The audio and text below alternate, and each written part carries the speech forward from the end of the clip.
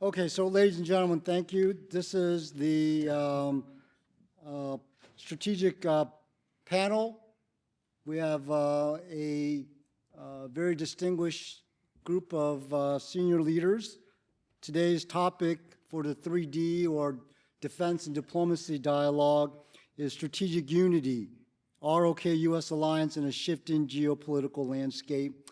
Ladies and gentlemen, we're very thankful to have as our moderator Lieutenant General retired Mike Bills. He is the former commanding general of the 8th Army, the largest fighting force in Korea. He was also the Chief of Staff of the Combined Forces Command and currently the KDVA Vice Chairman. So with that, let's give General Mike Bills a round of applause, please. All right, thanks, Steve. Good afternoon and welcome to the Defense and Diplomacy Forum. As stated, I'm Lieutenant General Mike Bills, former 8th Army Commander and Vice Chairman of the KDVA.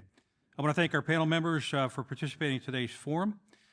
This distinguished group of panelists come from a wide range of military and diplomatic experience and are very capable in discussing the topic of strategic unity of the ROK-U.S. alliance in a shifting geopolitical landscape.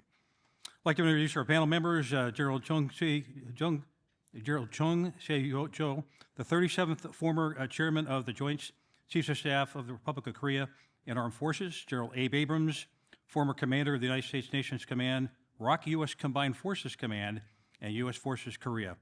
And Mr. Mark Tokola, former Chief of Mission of U.S. Embassy in Seoul. Now, for the next, looks like an hour now, we'll set the table with the panel members' opening remarks, followed by several questions, and if time allows, questions from the audience, and then final remarks again from the panel members. With that, the panel members will provide their opening remarks, starting with General Chung. Thank you, Mike. Thank you, everybody, having interest on Korea-U.S. alliance issues and coming here. It is my great pleasure to join this seminar as a panelist. The security situation in Northeast Asia has become increasingly dynamic and unpredictable. In particular, the stability of Korean Peninsula and the Taiwan Strait now requires very careful management. That is because even a small miscalculation could quickly escalate tensions in the region. On September 3rd, during China's Victory Day ceremony, North Korea and Russian leaders participated together, clearly signaling a deepening of North Korea, China, Russia cooperation. Furthermore, around October 10th, marking the anniversary of founding of Labour Party in North Korea, it has sought to reinforce internal unity and demonstrated military strength, which further heightened regional instability. In this rapidly changing geopolitical environment, we must seriously explore how to strengthen and shape the future of the Korea-U.S. alliance. To that end, enhancing trilateral cooperation among Korea, the United States, and Japan is essential. With new leadership in these all three countries, we have a meaningful opportunity to build a new framework to strengthen strategic cooperation. I believe today's seminar provides a timely and valuable platform to deepen that discussion and to share insights on promoting peace and stability in Northeast Asia and on charting the future direction of the Korea-U.S. alliance. Thank you. Thank you. Thank you, General Chung. General Abrams.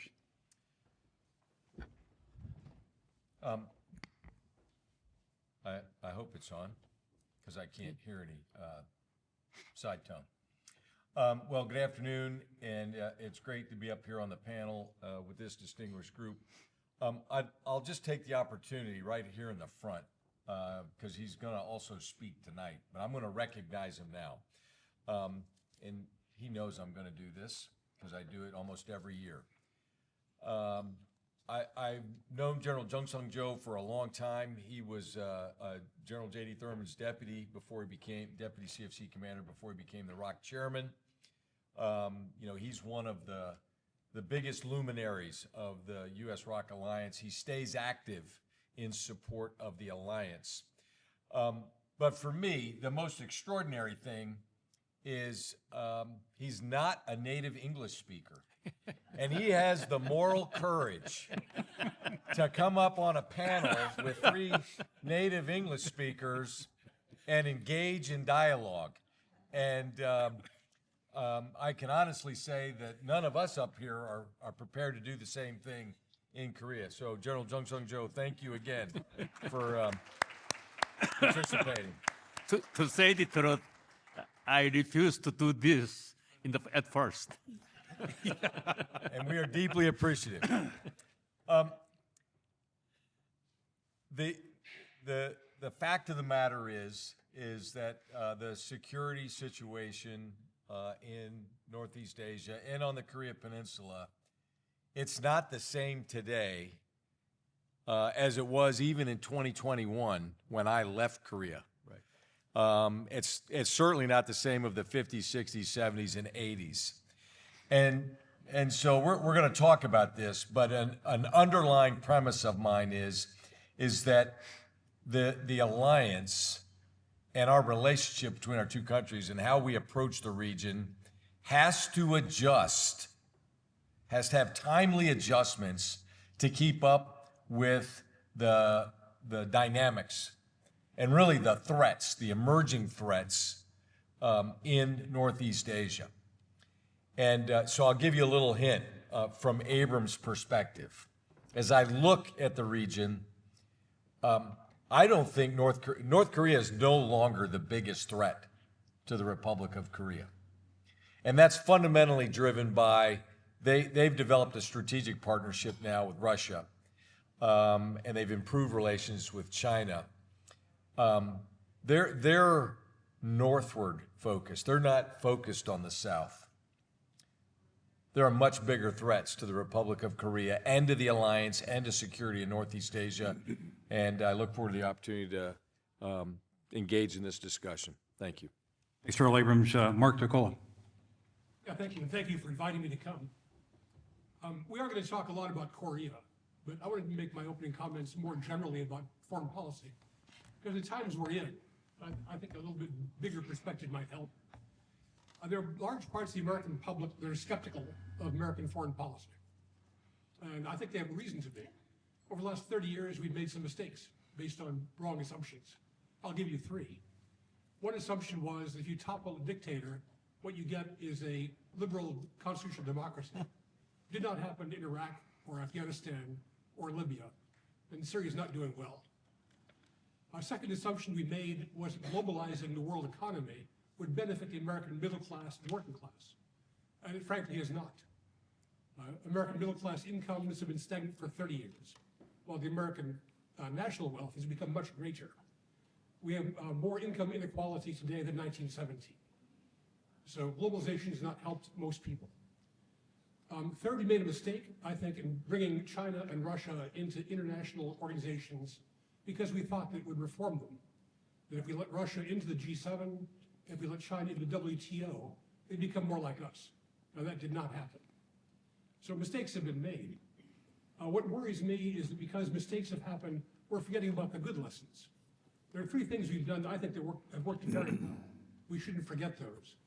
First, we've invested in national security. We need to have a strong, capable, professional defense establishment. We need a strong military. We need a strong intelligence community. And we need a strong State Department. And we spent money on all 3 of those things, and they're strong today. I hope we can keep them that way. The third thing we've done right is to create alliances. The best thing we've done probably in 100 years is making alliances with our European and East Asian allies, Japan and Korea. Those alliances have been durable, but beyond that, they've been flexible. They've risen to challenges over the last 70 years. They've been remarkably flexible. They've increased American peace and prosperity. But they're not fixtures of geography. They need tending and caring for and paying attention to. So I think that's one reason the KDVA's work is so important. Thanks, Mark, and thanks for the opening remarks for our panel members. We'll transition to the first question, and this will be addressed to each panel member. How should the Alliance adapt to a changing Indo-Pacific security environment? We'll go with Mark Nicola first. Okay. The environment is changing fast in ways it's even hard to keep up with.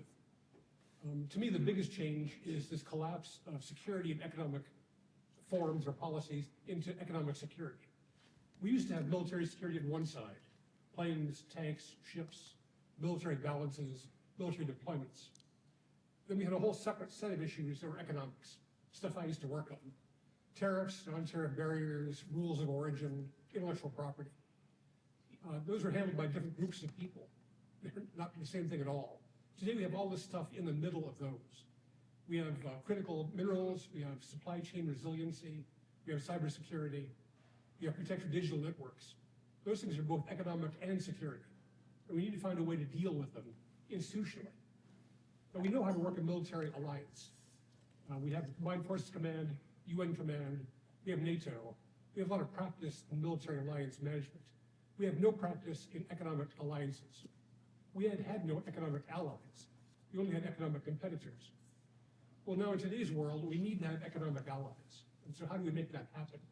We're going to need to find a way to work between the United States and with South Korea, Japan, or European allies to find a way to deal with our joint economic security. That's a huge challenge. Thanks, Mark. Over to General Abrams. Well, so as I alluded to, right, the security situation has changed, and the threats are just not the same.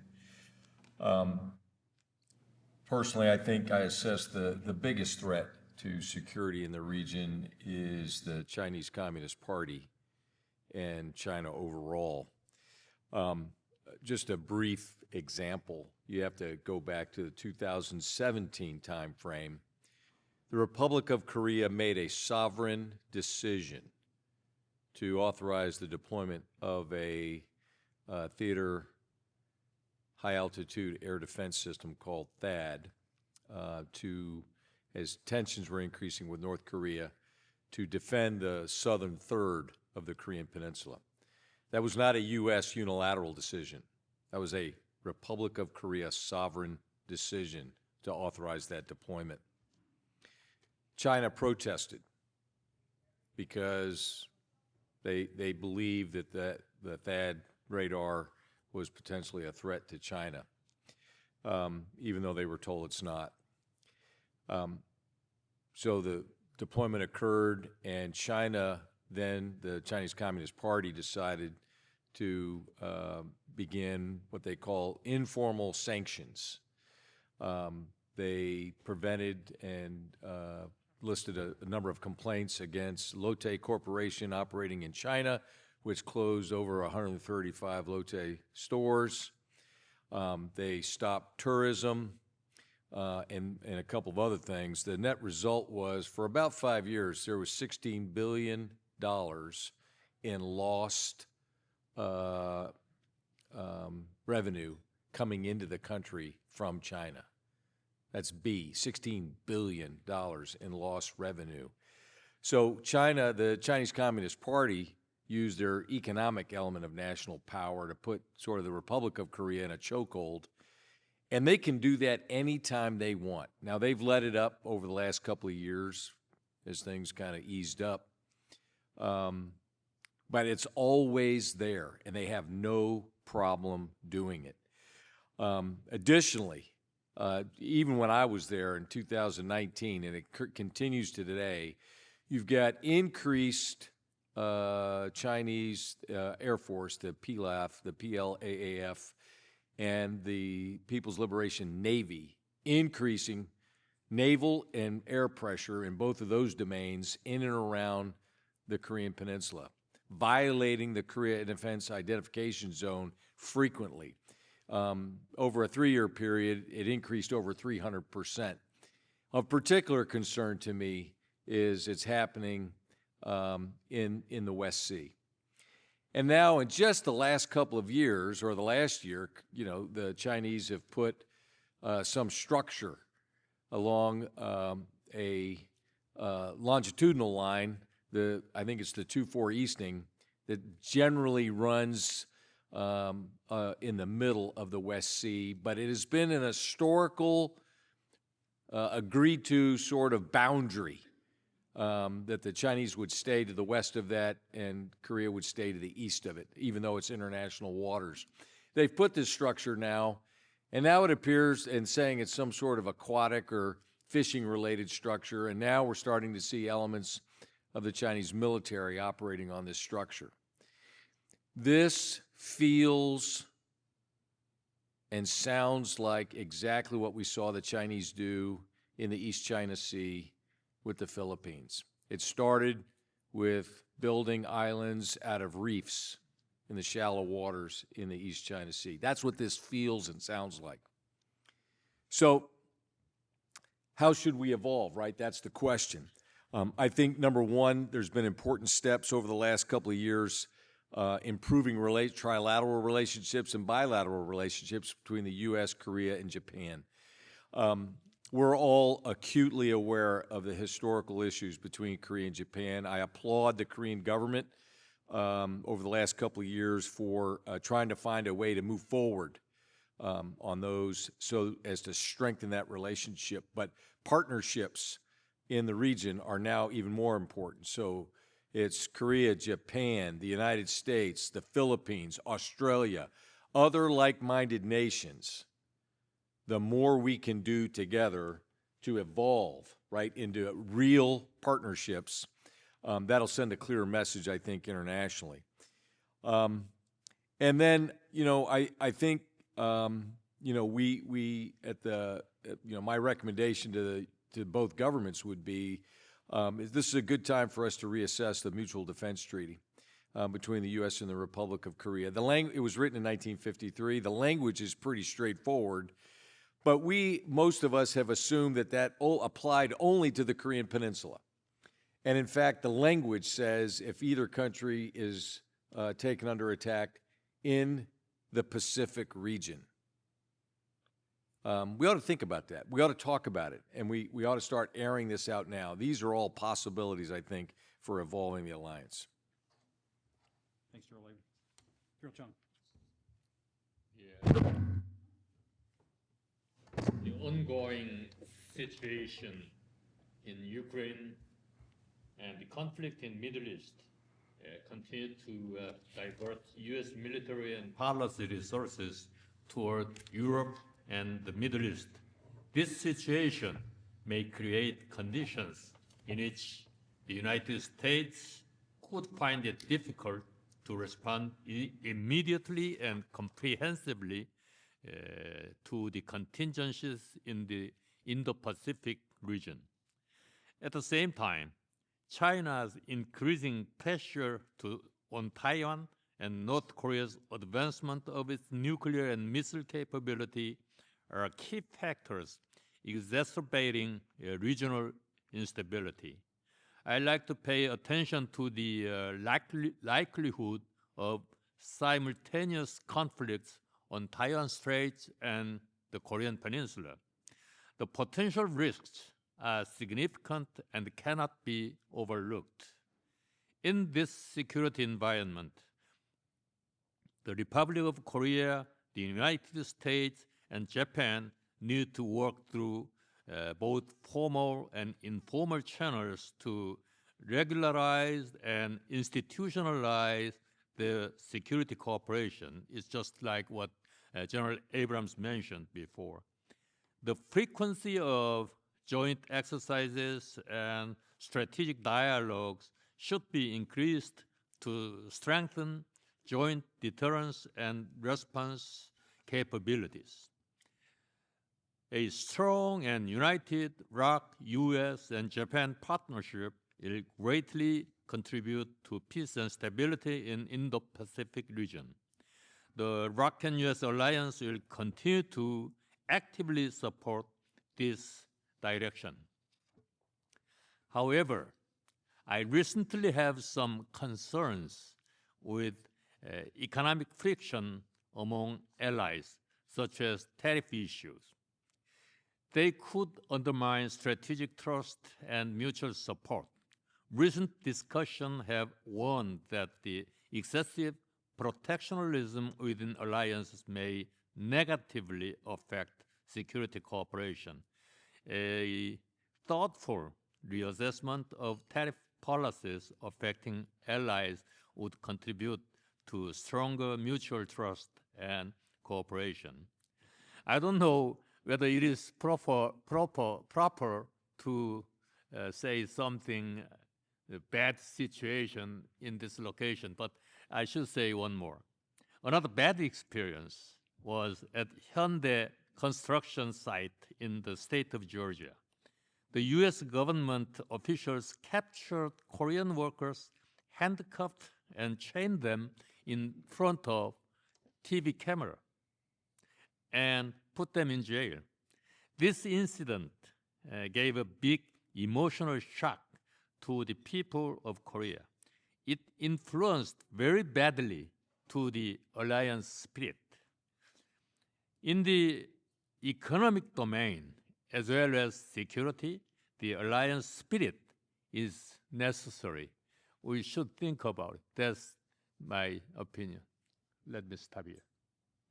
Thank you, Chairman. To highlight from question number one, partnerships, security cooperation, invest in advanced technology, improve interoperability, frequency of death, sophistication of our joint military exercises mentioned by General Chung, diversify the basing and power projection, also counter economic coercion, leveraging combined trade capabilities to push back against nations that use economic measures for political purposes, and of course improve information sharing, secure intelligence framework, and cyber protection.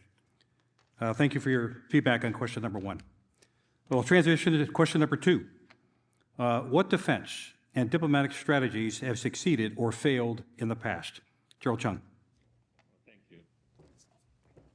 What has deterred North Korea's provocation and attack so far has been the steadfast capability and thorough readiness posture of the ROK and U.S. alliance, just like what General Abrams have done during his tenure in Korea.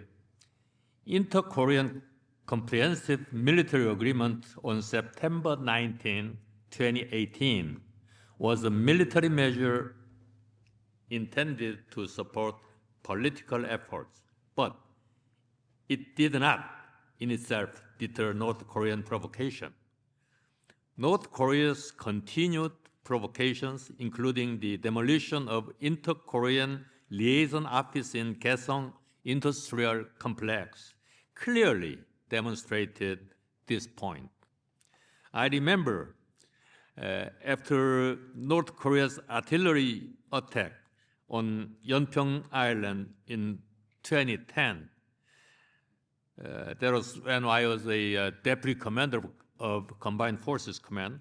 The South Korean military resumed artillery live fire exercise in that area and expressed a very firm will to respond decisively, which led to a remarkable decrease in North Korean provocation. This illustrates that the true power deterring North Korea's aggression lies not in diplomatic agreement or political gestures, but in the strong capability and readiness of the ROK and U.S. alliance. North Korea is likely to continue pursuing tactical appeasement without altering its strategic intent, and its deterrence will continue to depend on the firm, combined defense posture of the alliance. Thank you. Thank you, General Chung. General Abrams. Well, so I am firmly aligned with General Jung Sung Joe on what's worked in the past is legitimate military capability, and I want to be specific about what legitimate means. That means a very highly well-trained combined force. It means a very well-equipped combined force that's manned appropriately, a truly ready capability. That, in my experience, is the single best deterrent for North Korea, because when it's going on, when you have it, North Korea sees it, and it reduces the chance for misunderstanding or miscalculation. There's no question about the capability, so there's no miscalculation where they say, well, maybe they're weak right now. No, they're not weak. They're very strong. And it also prevents mistakes, because a highly trained force will not make mistakes when we need to use them. Now, having said that, again, going back to this period of, détente, this time period, 2018 to maybe 2020 to 21 timeframe, where things were relatively calm on the peninsula. One thing that did work was we continued to train. We just didn't publicly talk about it. We didn't throw it out publicly. We did not use it in the information space and attract a lot of attention to verbally provoke North Korea into anything. We just did it. So the force was very ready. The North Koreans could see it along the DMZ, but we didn't make it a main point of emphasis in the information space. But at the same time, decisions were made in June of 2018 for the United States to suspend unilateral. We didn't ask the Koreans their opinion. We just unilaterally, in the interest of creating the atmosphere for peace, and it was we stopped deploying strategic bombers to the peninsula to conduct any training. We stopped regular deployments of U.S. fifth-generation fighters to the Korean Peninsula for combined training. And we stopped the deployment of Carrier Strike Group in and around Korean waters around the Korean Peninsula. And we stopped the visible deployment of our ballistic missile submarines. So that was a unilateral decision to create this atmosphere for discussion and dialogue. We held that suspension for 4 years. How was the alliance rewarded for our good behavior and non-provocative behavior? Well, after the failed summit between KJU and President Trump in February of 2019, about 3 months later, the North Korean regime restarted their ballistic missile tests.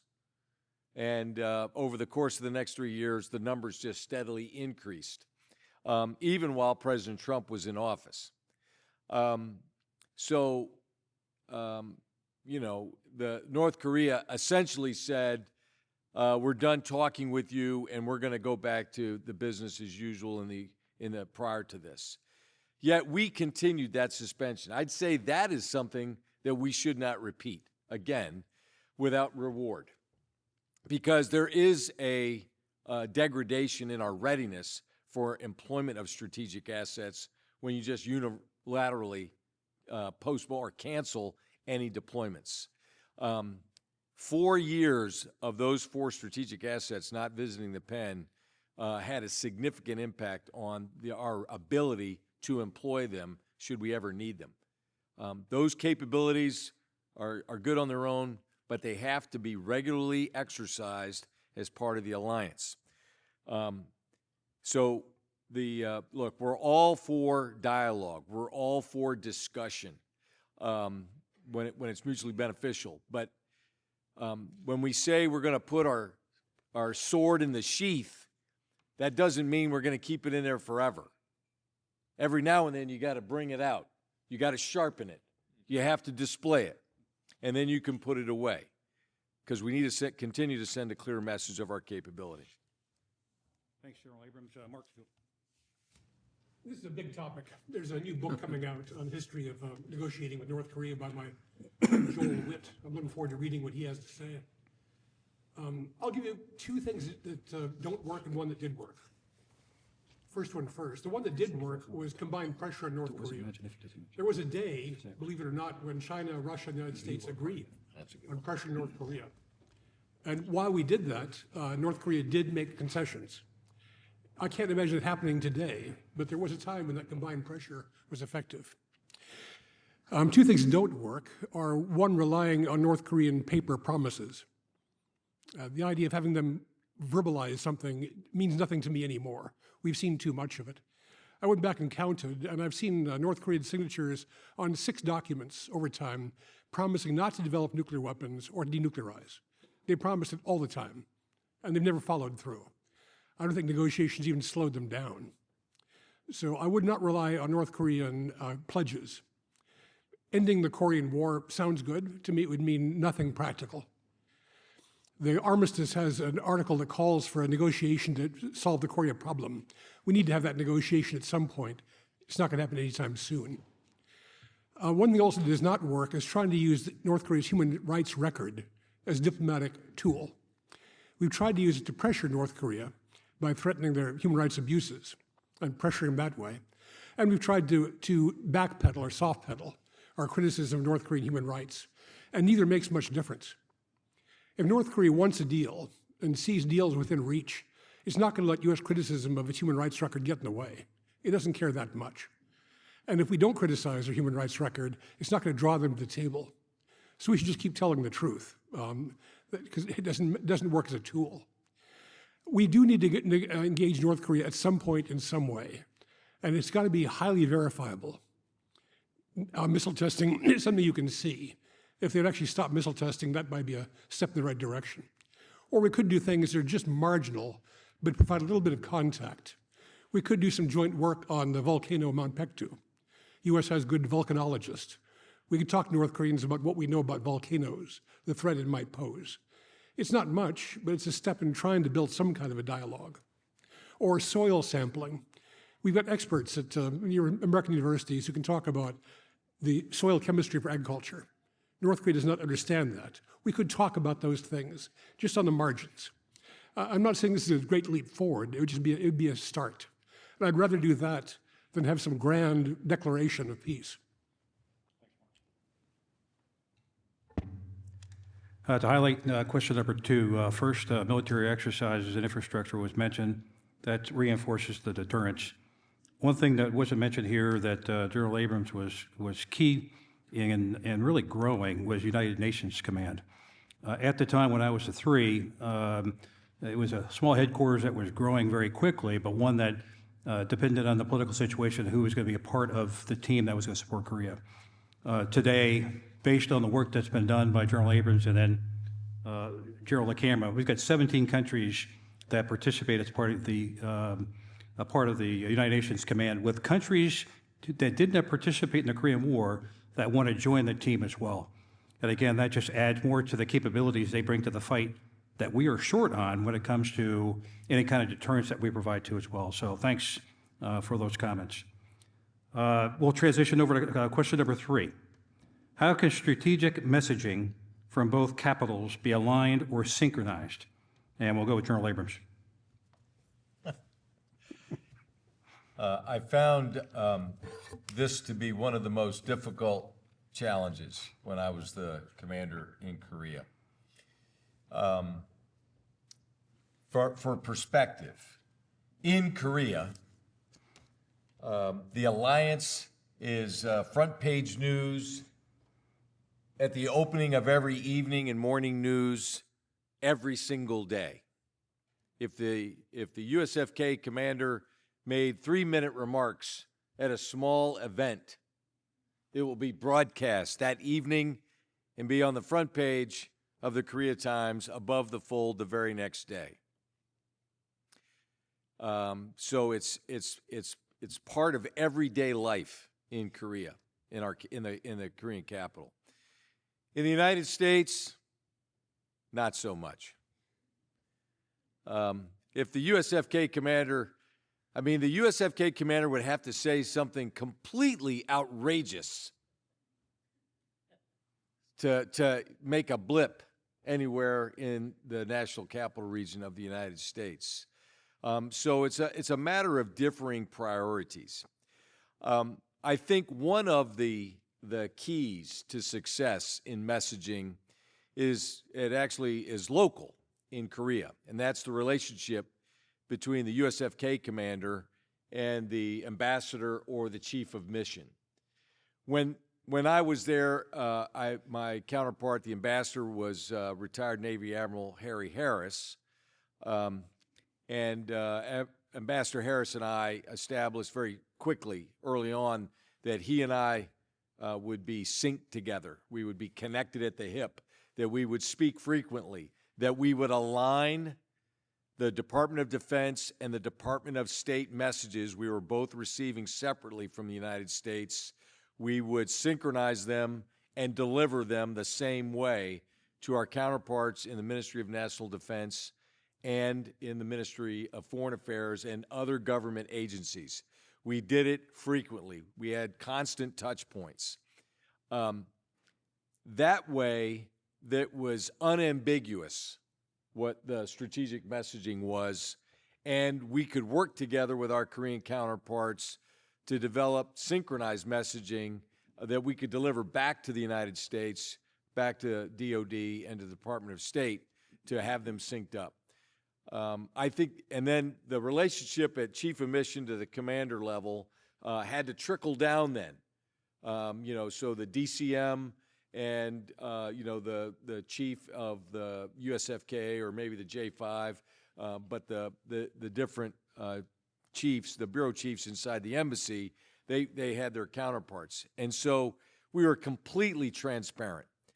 That really helped sync up the messaging and allowed us then the strategic messaging.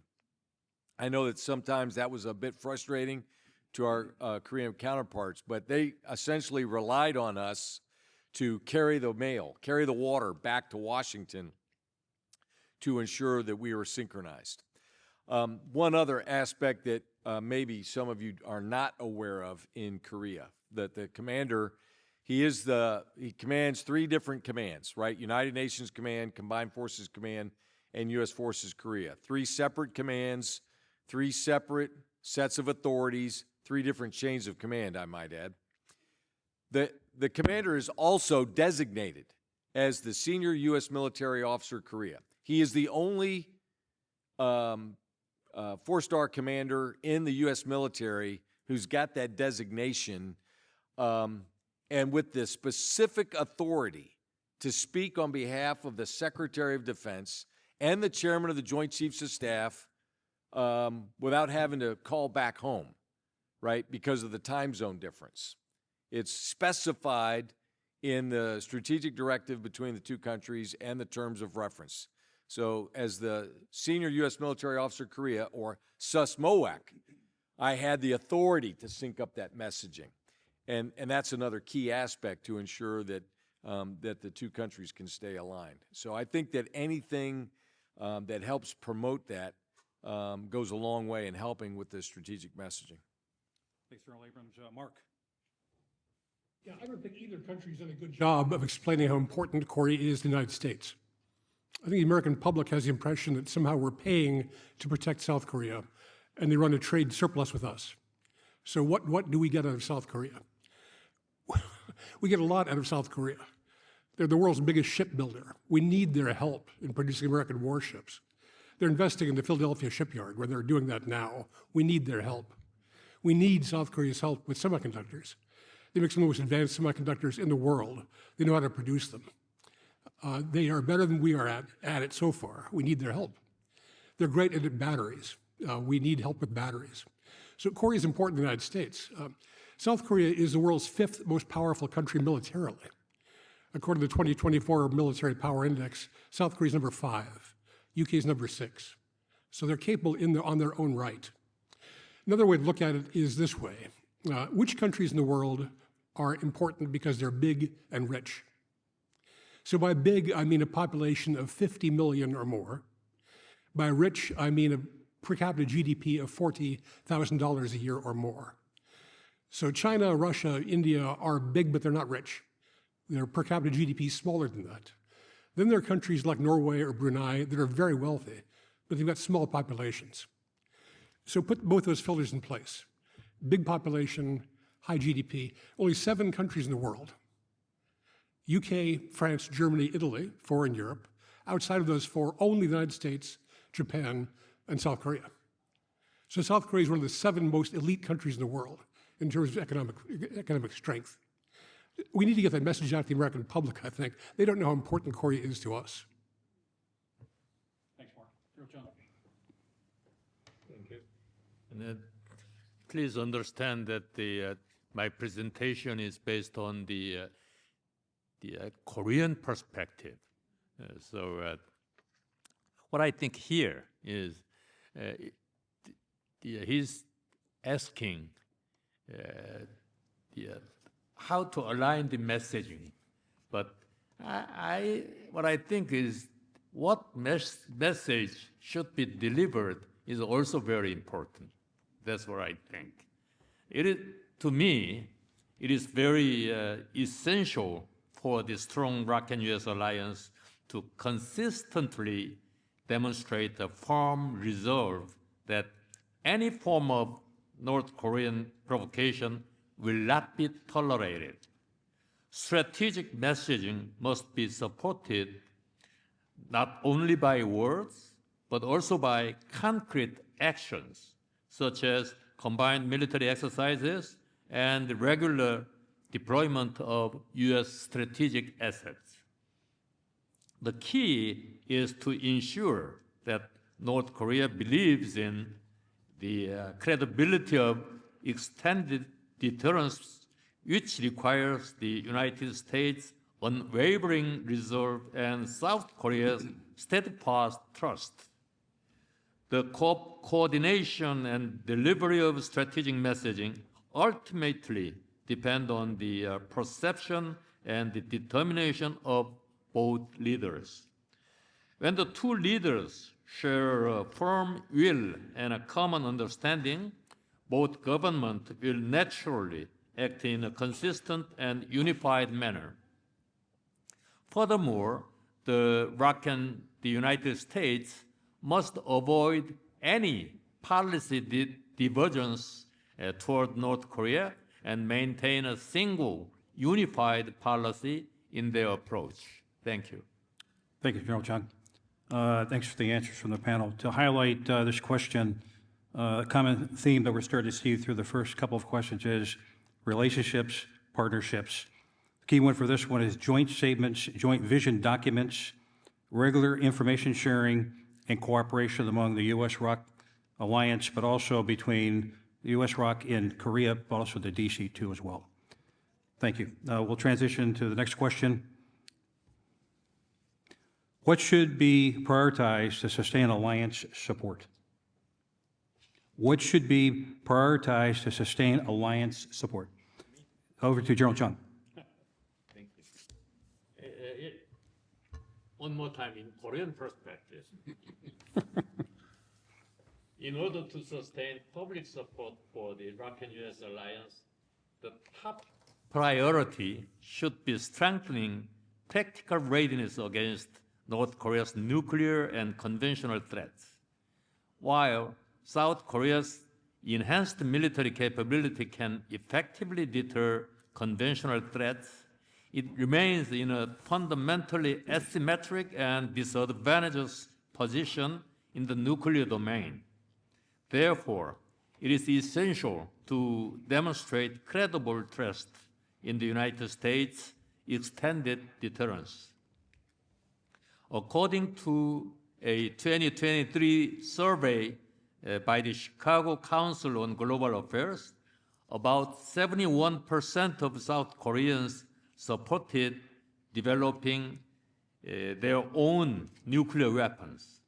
This indicates that if confidence in U.S. extended deterrence weakens, public support for South Korea's indigenous nuclear weapon could grow even stronger. In that regard, I believe it is critically important for the United States to maintain credible assurance of extended deterrence and to demonstrate firm and consistent resolve both to restrain calls for South Korea's own nuclear weapon and to sustain public support for the alliance.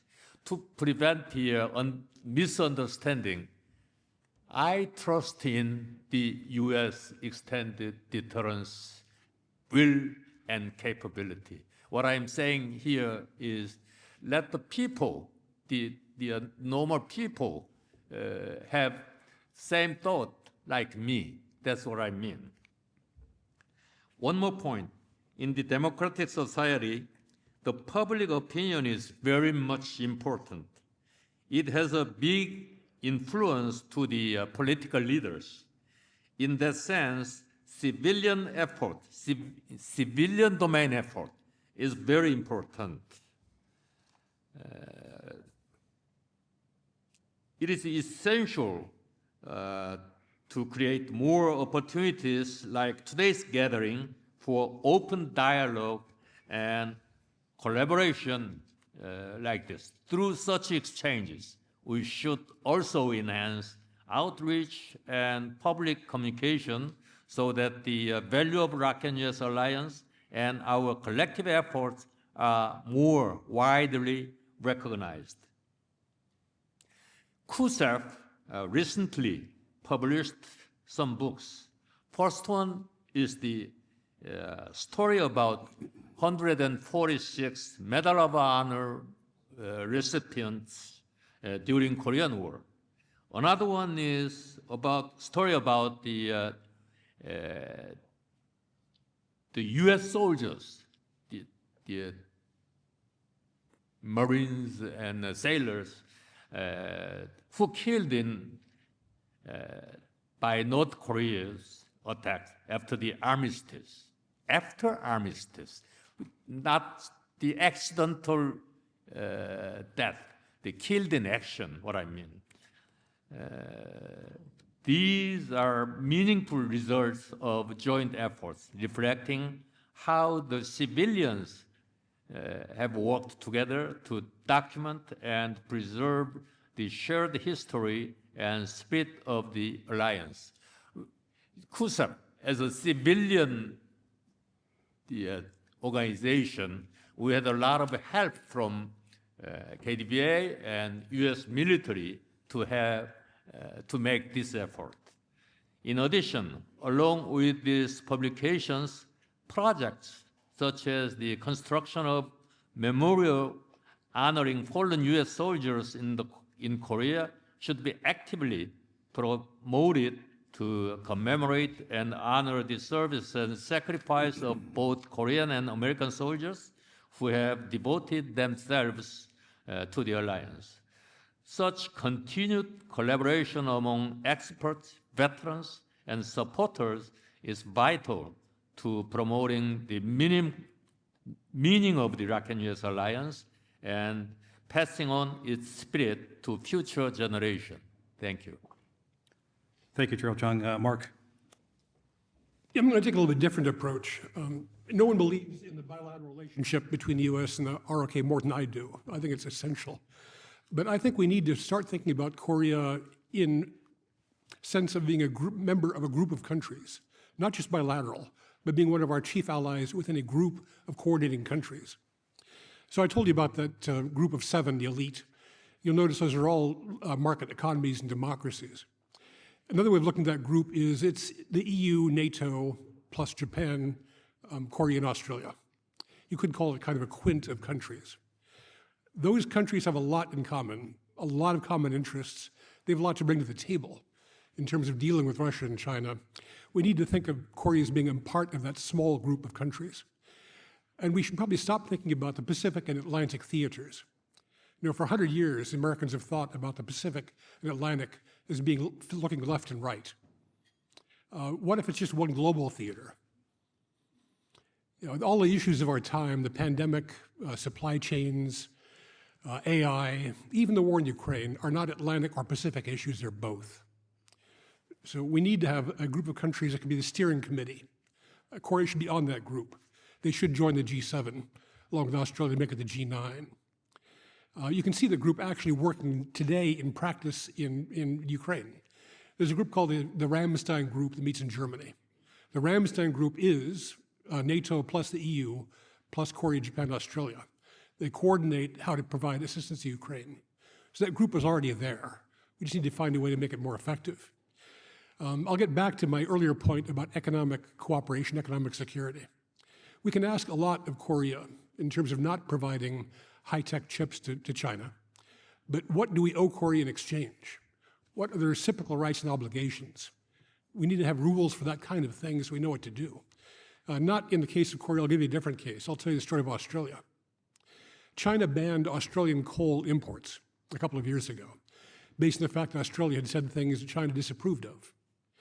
The U.S. reaction was U.S. coal companies took the contracts and sold their coal to China instead.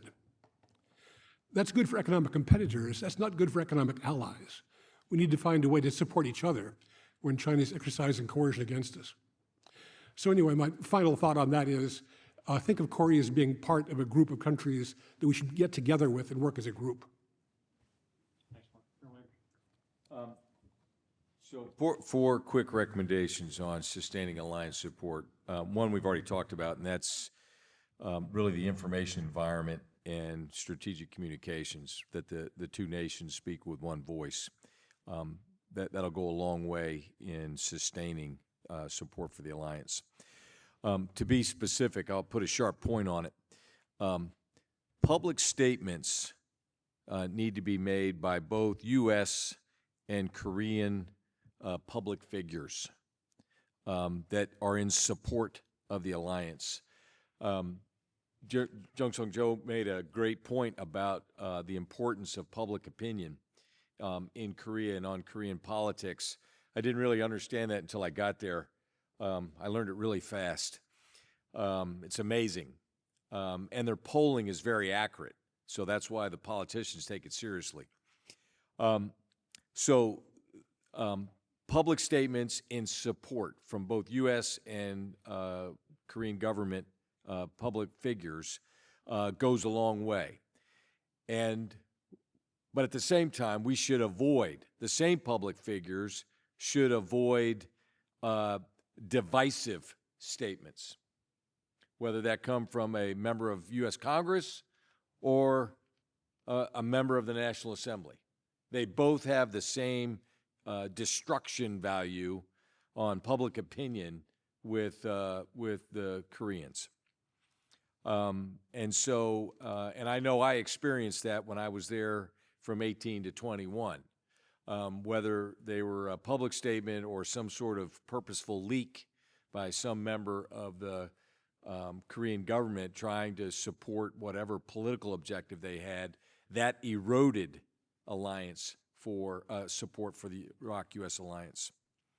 I think Jung Sung-jo is going to think I'm a broken record, but I think one way to sustain alliance support is continued work by the Korean government to remove barriers to realistic combined arms live fire training. We're still not there yet in Korea, and that would go a long way in certainly messaging back here to the U.S. military leaders about the importance of sustaining alliance support.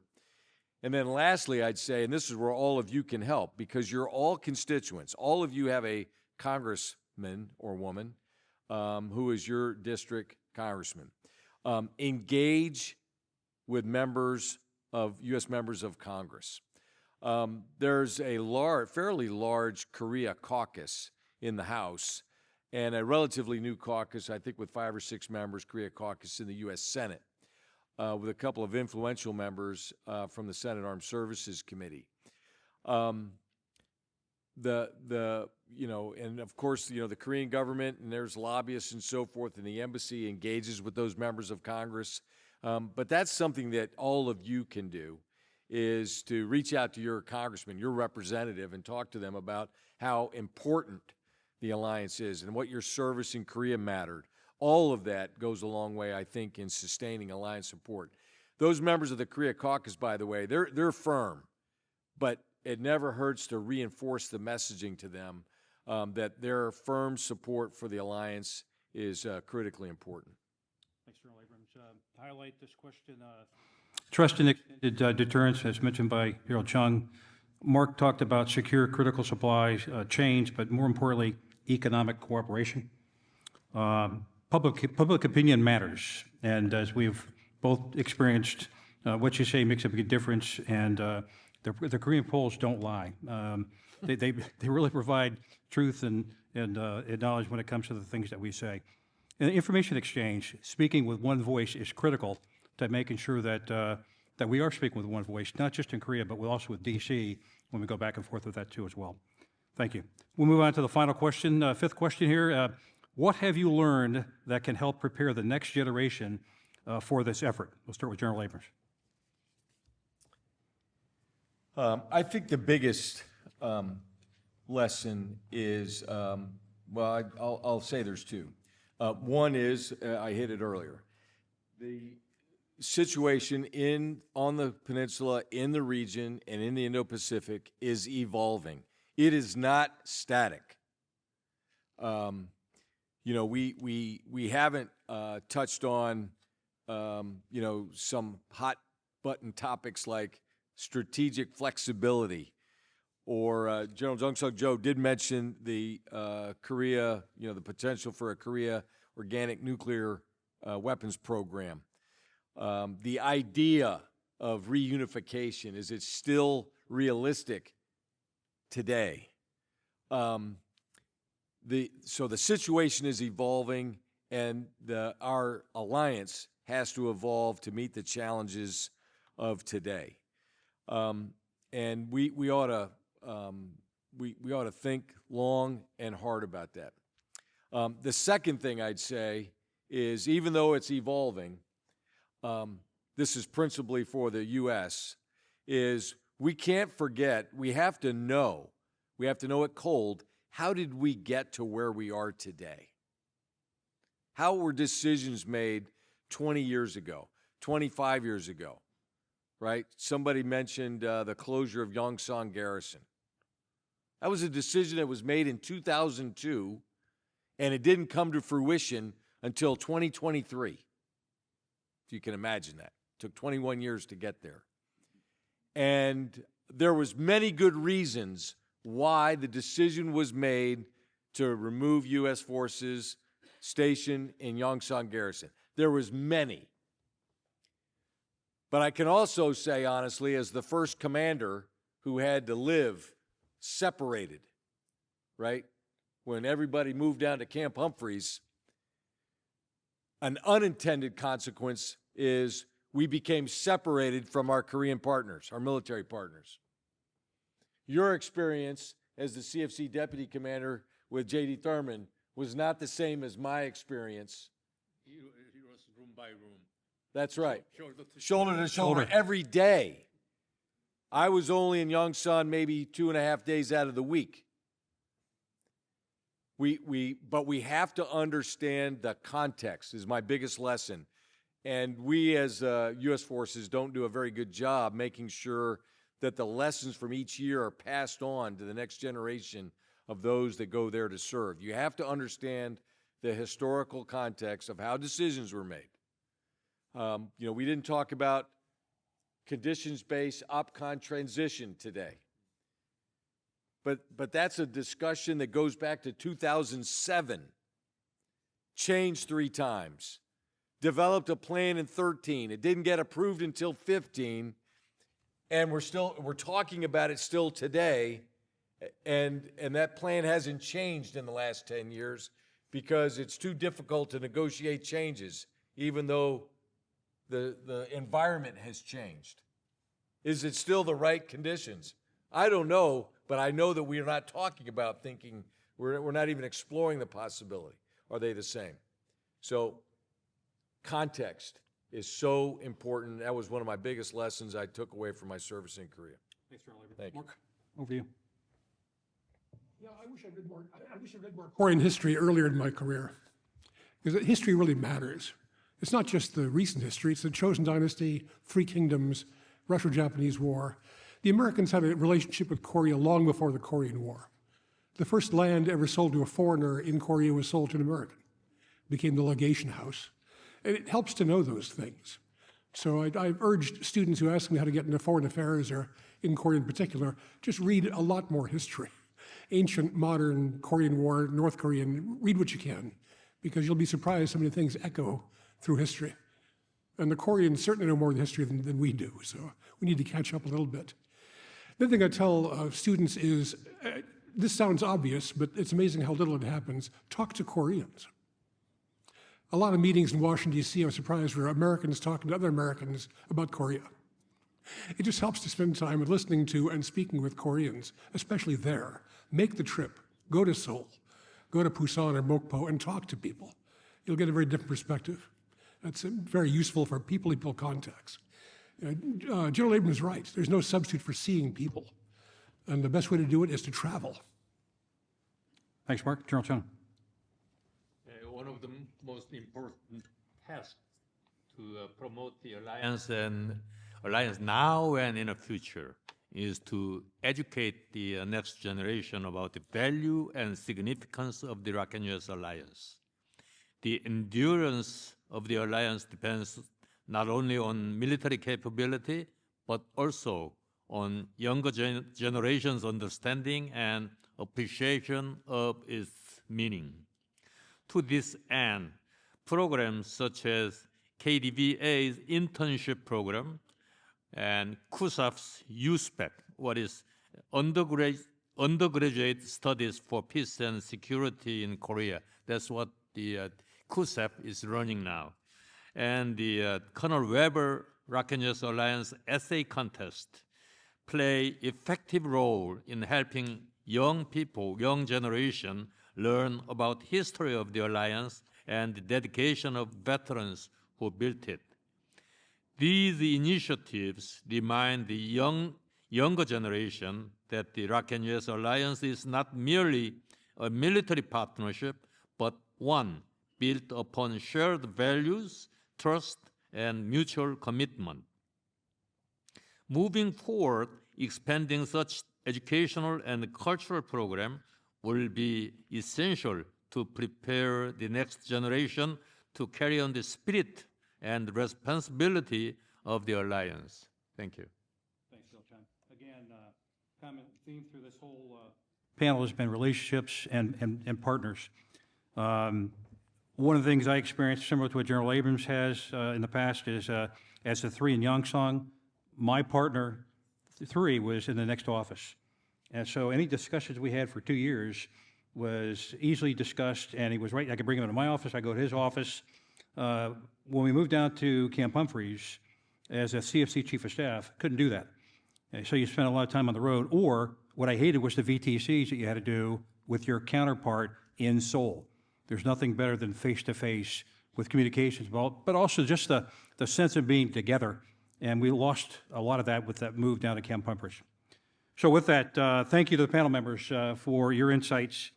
And I'd like to turn this over to the audience for any questions that you have. And please direct it to one of your panelists. Sure. Hold on a second. We got a mic coming. You mentioned the possibility of unification for South and North Korea. Can you hear me now?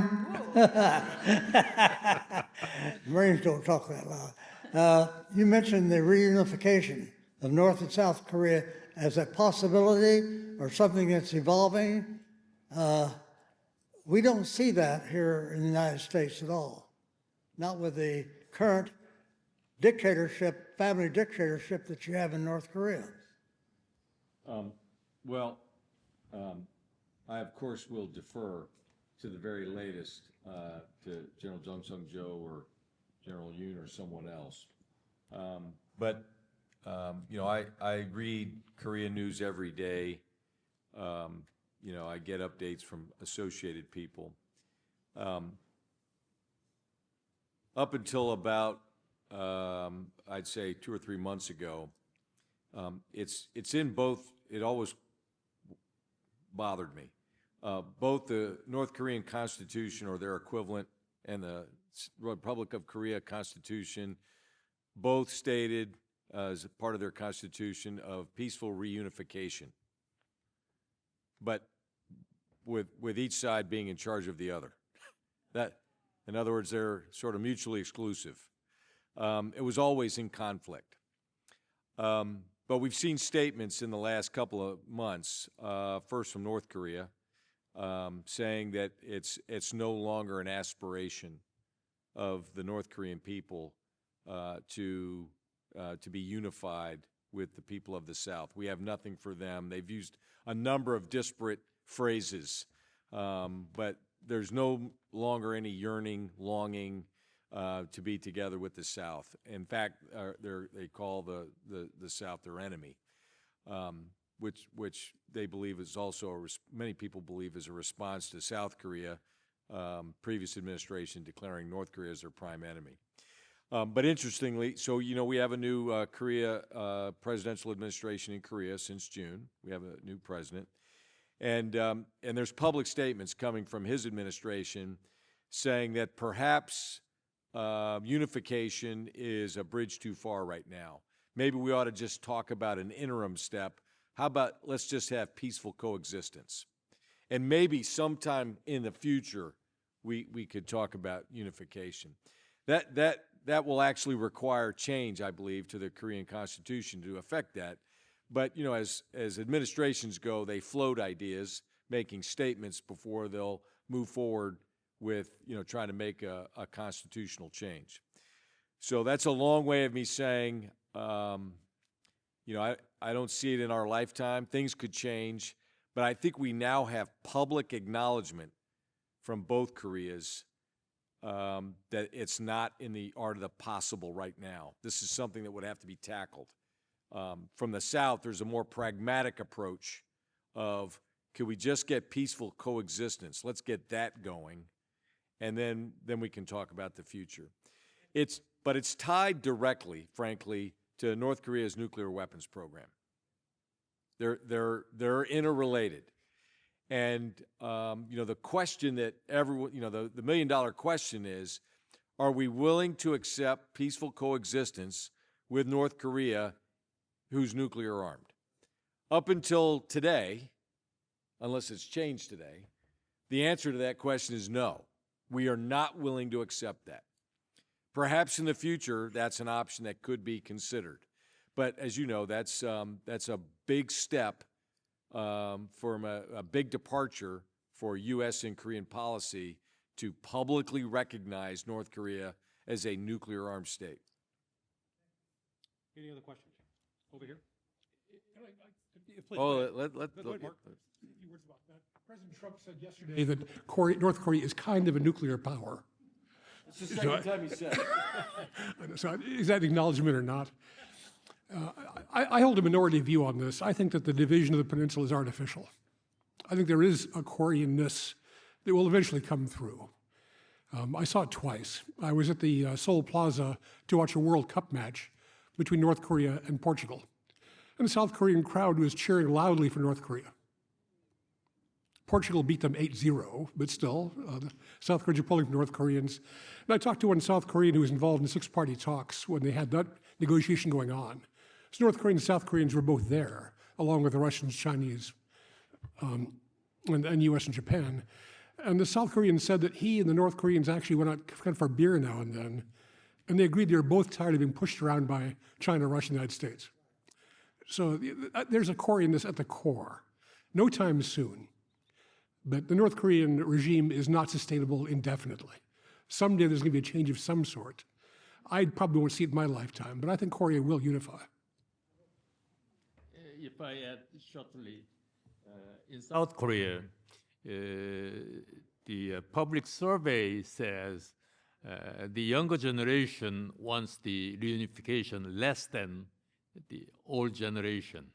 The basic policy of South Korea is that reunification must be peaceful under the principle of free democracy and free market economy.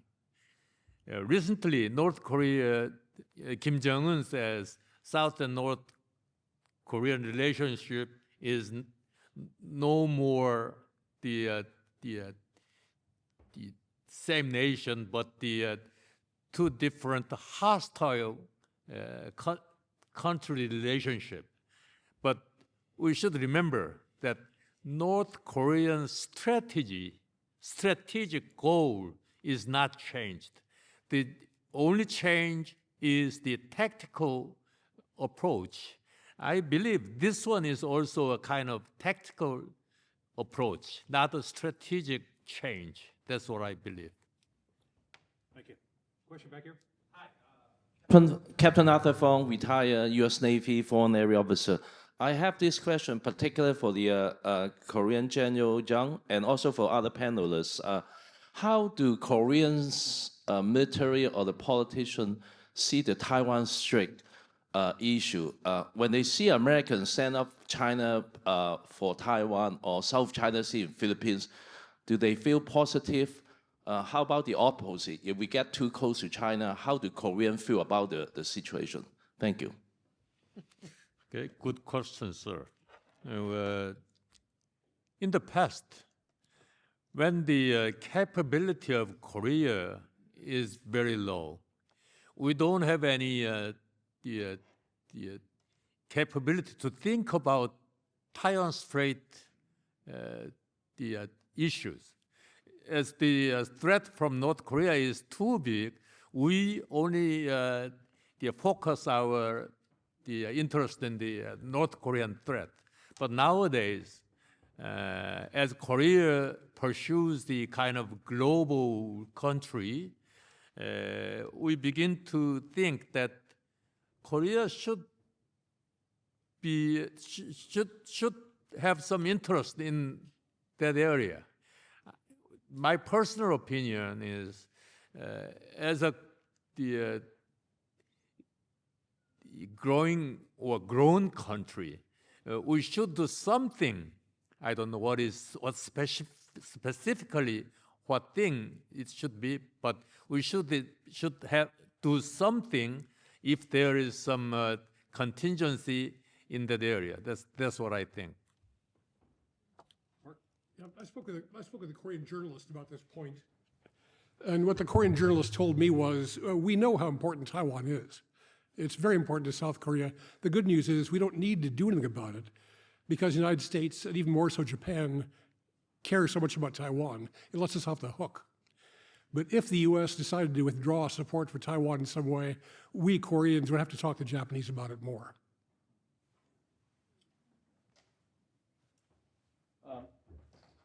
I think the reality has set in over the last couple of years that if there was conflict in Taiwan,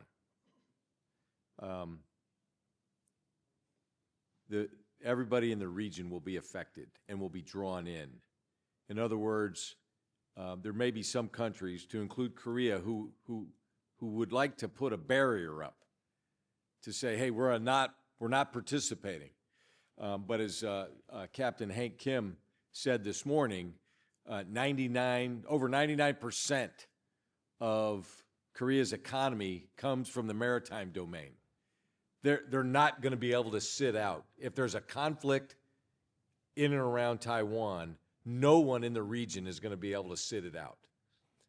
Everyone is going to be involved in one way, shape, or form or another. That doesn't mean they're all going to be combatants, but they're all going to be involved. There's no getting around it. That's difficult for some people to accept, that they're going to be drawn into this whether they want it to be or not. That's my view.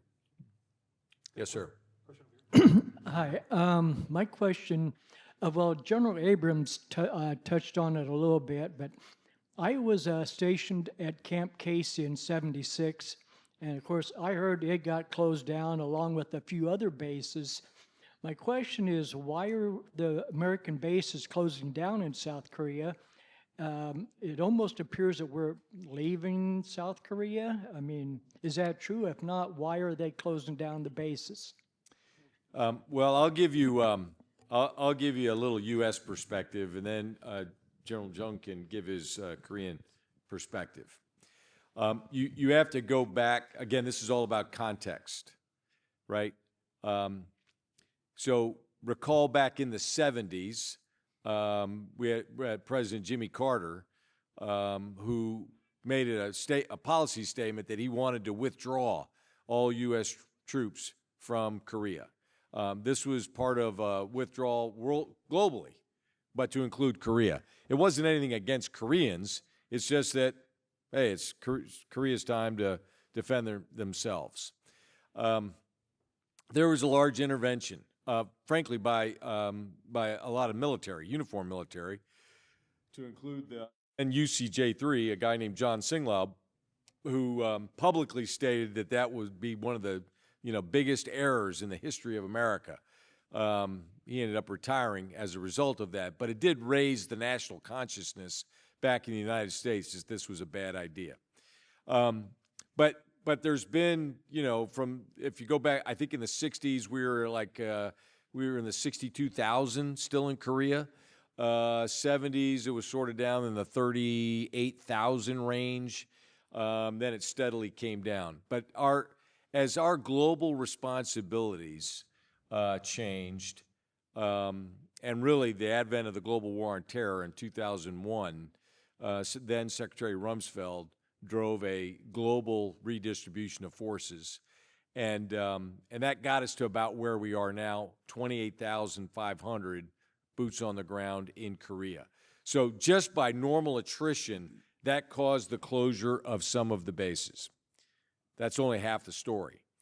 The other half is there was a desire in the early 2000s, about the same time Secretary Rumsfeld wanted to pull some forces out of there. There was a desire to get the U.S. forces north of the Han River, and in Seoul, get everything south and give it back to the Koreans. This was part of a national assertion in Korea to gather more control over their security, and which directly led to discussion of, hey, we'd like to be in charge of our forces in wartime. This whole idea of wartime OPCON of Korean forces. So they're all interrelated. But goal one was get all the U.S. forces, get all those bases out of everything north of the Imjin, and then it was north of the Han, and get everything out of Seoul to give it back to the Koreans and let them manage their collective defense. That's what drove it. So that's what started the planning. Where would we put U.S. forces? Camp Humphreys was selected. That was already a base since, 57, I guess. And now Camp Humphreys took 15 years to build, but it's now the largest U.S. base overseas, anywhere. Most modern. And it's the most modern. I mean, it's unbelievably nice. But that's sort of the genesis of how we got to where we are. Can I have one thing before? Yeah, we're not out of Camp Casey, by the way. We're still up there. Matter of fact, we just dumped a lot of money into Camp Casey to bring it back to some sort of modernization for billets and you name it. So it's still up there. So you've got the division headquarters at Camp Humphreys. You've got the rotational brigade that is up at Camp Casey, along with the artillery brigade. They're also up there too as well. So it's being used every day, and it's current. It's not going anywhere for now. Sure. It's all there. Joe. As a Korean officer, I personally support hope to have forces in Camp Casey, but as you know, the policy decision cannot be made only by military factors. When they make some important decision, the intelligence factors and economic factors and other factors other than military may have more weight.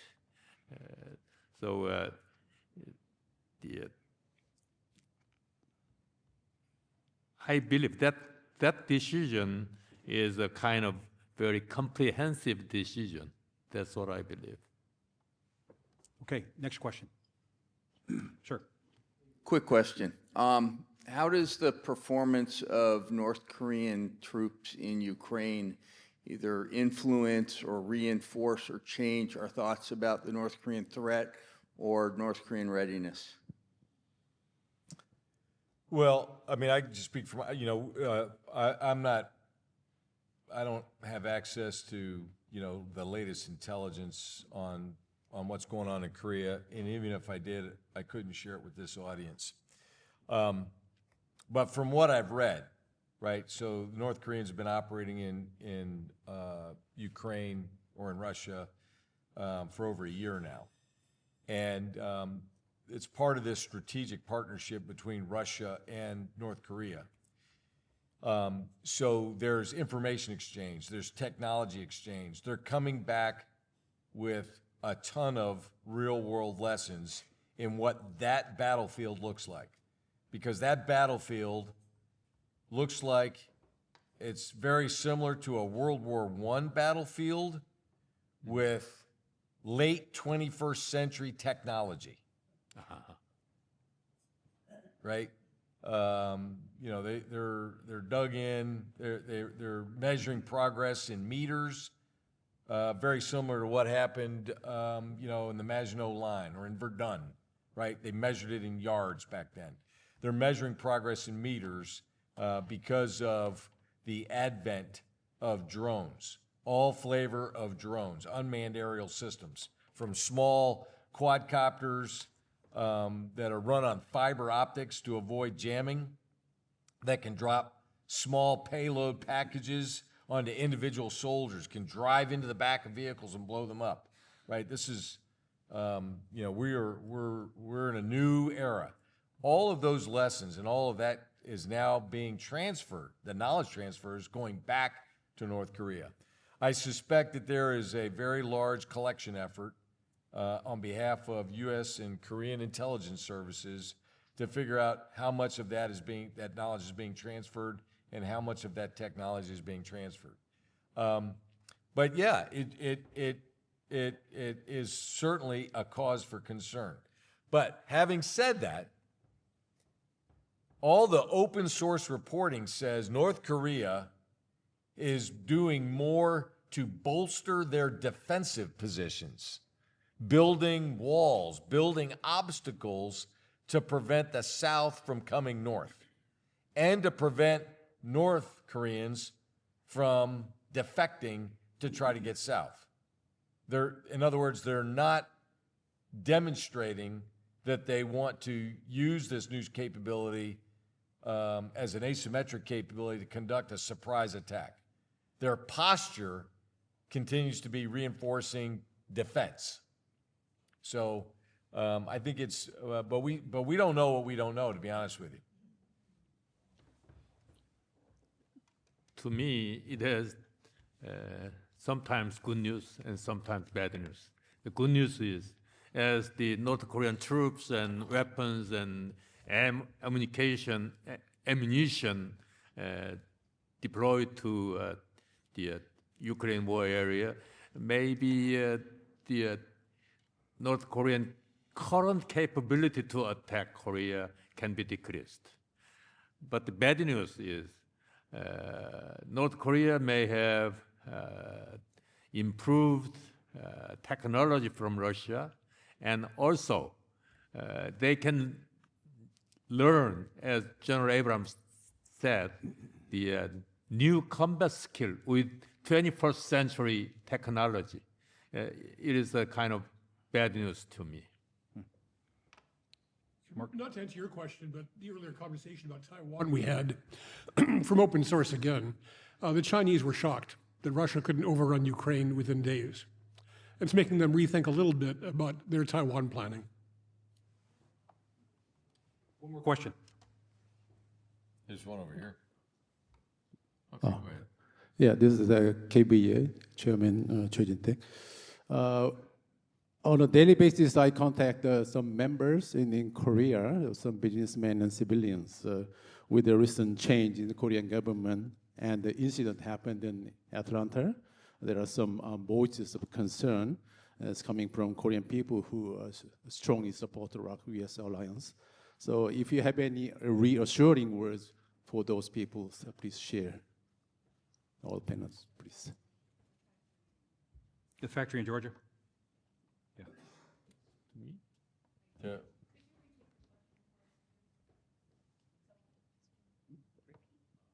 Sorry. If you have any reassuring words for those people who are strongly supporting ROK-US alliance, but have some concerns, so please share your ideas. No concerns, okay. I'm not sure how reassuring it is, but it looks like it was a mistake. That I don't think the Trump administration foreign policy people had any idea that was going to happen. I think it was an ICE-operated operation. ICE wanted to have it on camera. ICE wanted pictures of foreigners in chains being let off in buses. I think the State Department under Rubio was not happy with that decision. And there's been some semi-apologies given to Korea after the fact. So, and even President Trump said maybe we should have Korean trainers come back under certain circumstances because we need them to help train American workers. So they're walking that back a little bit. I'd be surprised if it happened that way again. I have nothing to add. Okay, please. General Abrams. Yeah, so I agree. I agree with everything that Mark said. I think the most important message would be that as we're such a large country, and this will translate well, but in this big country, one hand does not always know what the other hand is doing.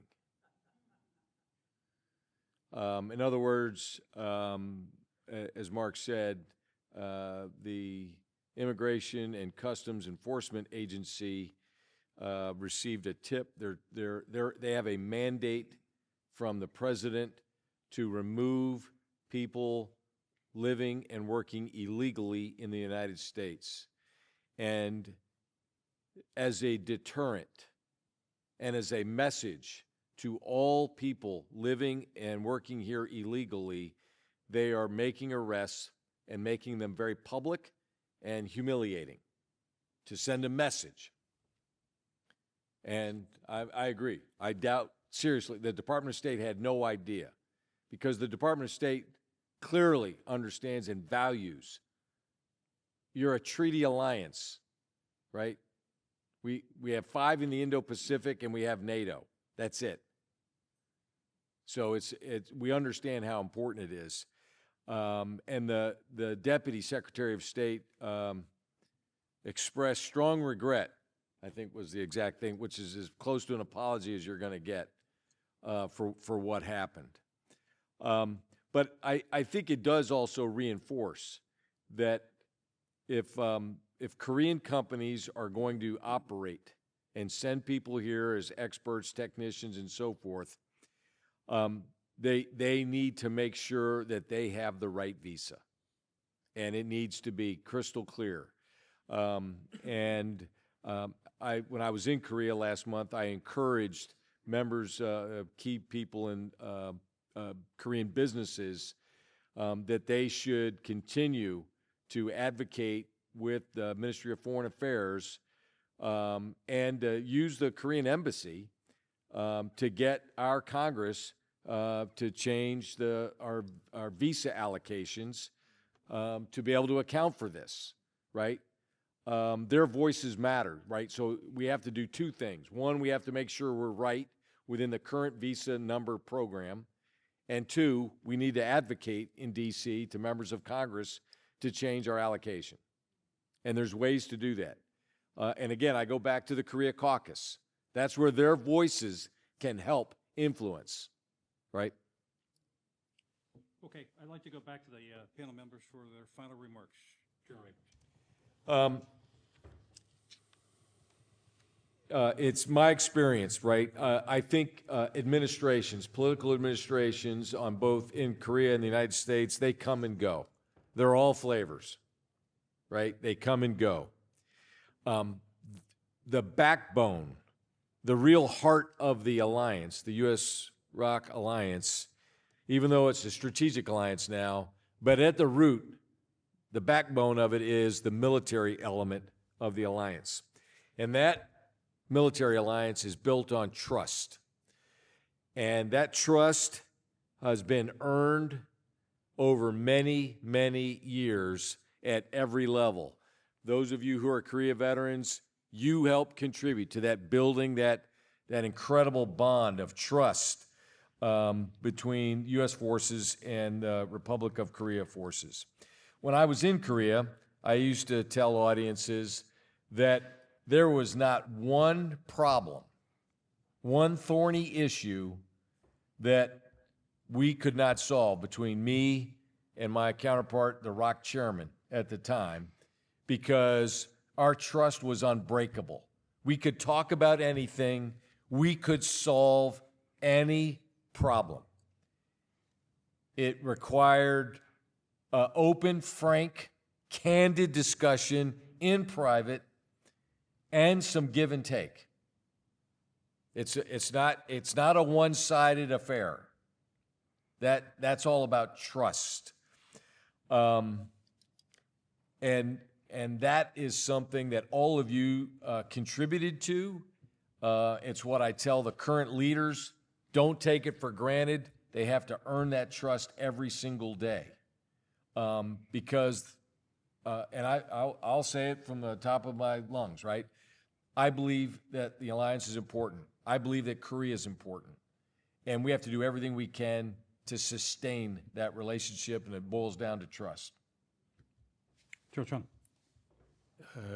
Let me give you two comments. First one is the number one challenge to the South Korean security is North Korean military threat. And as I mentioned during the presentation, their strategic goal is not changed. They are just changing tactics case by case, situation by situation. Number two, to the people of Korea, the alliance between Korea and the United States is a kind of a crucial national interest. And let me express my very sincere appreciation to you who have the interest on the alliance issues. I really thank you for that. Thank you. Thank you. Mark? I think we should worry about having more shocks in the future. I don't think we're done with the tough part yet. I do worry about what might happen if President Trump and Kim Jong-un meet and agree to something. I can easily imagine them deciding to end the Korean War. President Trump has been very public about the fact he wants Nobel Peace Prize. And he may think the easiest way to get it is by making a deal with North Korea. So stand by, be prepared for something like that to happen. The good news is that there are two reasons I'm optimistic in the long run about the relationship with Korea. First is the logic of it. If you looked at the Earth from Mars, what you'd see are two countries that have similar beliefs and values. Their industries merge together well. They've got common interests. They want the world to be the same way. So the logic is that two countries should be able to manage to have a relationship. I think that's true. Another thing that helps is this deep reservoir of goodwill in America toward Korea. My organization I used to work for, the Korea Economic Institute, just released in October their annual public opinion poll. And it showed no shift in U.S. public opinion. The American public supports the alliance. They support the U.S. defense of the Republic of Korea. They support the Korea-U.S. Free Trade Agreement. Those things haven't changed. There are some changes they detect in the poll about the U.S. views toward Russia and China and European allies, but the relationship between the United States and Korea hasn't budged in the years they've been polling. Thanks. On behalf of General Abrams and KDVA, thank you for attending our panel discussion. To our panel members and the audience participation, I want to thank you for the great discussion and questions asked by the audience as well. Ladies and gentlemen, a round of applause for this great panel. Okay, so, ladies and gentlemen, I really appreciate these senior leaders and experts coming together. I had the wonderful opportunity to either work for or work with all of them when I was in uniform or here at KDVA. Mr. Mark Tokola was the #2 at the U.S. Embassy with Ambassador Kathleen Stevens when I was there as a Army attaché. General John was a deputy commander and chairman when I was working for General Thurman and General Scaparrotti. Obviously, General Abrams is my current boss as the KDVA chairman and president. And then General Bill is just a wonderful man. I loved having him, working with him when we were together at UNC and CFC and USFK. All of them are just wonderful people. You just heard their perspectives. You'll hear something like that probably nowhere else, especially together like this. Now, we're going to transition into the cocktail hour. Please go and speak to them. If you had a question you didn't get a chance to ask, this is the time to do it. So, ladies and gentlemen, please, we're going to ask you to leave. You can leave your stuff. You can come back here in the same chair, or if you don't like your neighbor, go find somewhere else to sit. Okay? And then, again, cocktail hour there. We'll open the doors around 5:50. If you would like to do a short 1 or 2 minute interview on video, you can go and do that to your far right in the cocktail hour. But we ask everyone to please vacate this conference room so we can get it ready for the honors banquet. Thank you very much. Yes, sir. Huh? 5:50 is fine.